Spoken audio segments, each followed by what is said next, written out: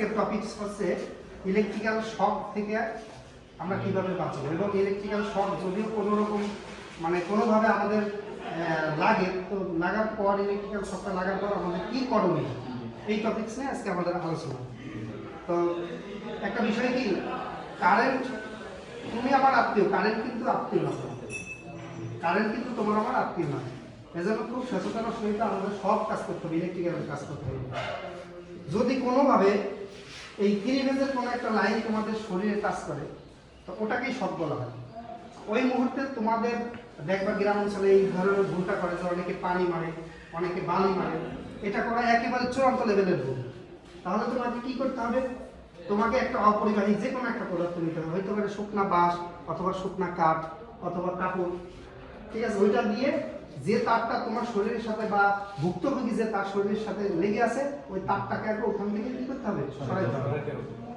এরপর যদি তার দেখো নর্মাল অবস্থা হয়, তাহলে তাকে একটু দ্রুত মনে করো বসাইতে হবে, শোয়ানো যাবে না, বসাইতে হবে বা মাথায় পানি দিতে হবে, ঠিক আছে।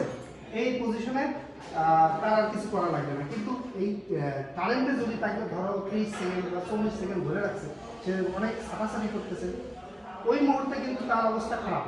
তুমি দ্রুত তারটাকে কি করবে, একটা কাঠ দিয়ে সুন্দর করে একটা কাঠ দিয়ে ভাবে ওই তারটাকে তার দেহ থেকে সরিয়ে দিয়ে তাকে শোয়াই দিতে হবে। এটা ধরো, এটা ধরো, তুমি হেলমেটটা খোলো। দেখো, যদি তুমি বেশি শক্তরাপ্ত হও, তাহলে তোমার ওই মুহূর্তে আমাদের করণীয় কি, তুমি এখানে শুয়ে পড়ো, শুয়ে পড়ো, স্যান্ডেল থাক, সমস্যা নেই, সাবধান। হ্যাঁ, দেখো এইভাবে কিন্তু আমাদের রোগীটা এইভাবে শুয়ে থাকবে নাকি, শুয়ে থাকার পর সে কিন্তু সেন্সলেস নাকি। তো তোমার আমাদের আসলে কারেন্টে যদি আমাদের শক লাগে, ওই মুহূর্তে হয় কি, আমাদের হৃৎপিণ্ডে কিন্তু আমাদের বেশি আঘাতটা হয়, মানে রক্ত চলাচলটা বন্ধ করে দেয়। এই মুহূর্তে আমাদের এই বাম হাত, এই বুকের বাম পাশে রেখে ডান হাত দিয়ে আস্তে আস্তে করে পুশ দিতে হবে, আস্তে আস্তে করে এইভাবে, মানে এমন জোরে দিও না আবার পা জোরে বা বুকের হাড় ভেঙে যায়, আস্তে আস্তে করে দিতে হবে। এইটা দেওয়ার কারণ হচ্ছে হৃৎপিণ্ড মনে করো যে সংকোচন প্রসারণটা, যেটাকে সিস্টোল ডায়াস্টোল বলে, এটা বাড়বে, রক্ত চলাচলটা স্বাভাবিক হবে। যদি দেখো যে এটা করার পরও সুস্থ না হয়, যদি সুস্থ না হচ্ছে, তাহলে দ্রুত তাকে কি করবা, অ্যাম্বুলেন্স ঠিক করে তাকে হসপিটালে নিতে হবে, এবং এটাই সর্বশেষ সমাধান। কখনো কোনো তড়িতাহত ব্যক্তিকে কাঠ দিয়ে অথবা লাঠি দিয়ে বাড়ি মারবে না। এটা কিন্তু গ্রাম অঞ্চলে বেশিরভাগ লোকজন করে, তারা ভাবে যে বালি মারলে বা কাঠ দিয়ে তাকে বাড়ি মারলে সে অটোমেটিকলি ঠিক হয়ে যায় না, এটা ভুল ধারণা।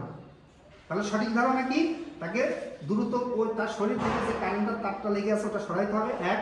দ্বিতীয় নম্বর হচ্ছে তাকে শোয়াই দিতে হবে, যদি বেশি তড়িৎ আঘাতপ্রাপ্ত হয়, শোয়ানোর পরে তাকে এই যে তোমার পুশটা দিতে হবে, পুশ আপটা করা দিতে হবে।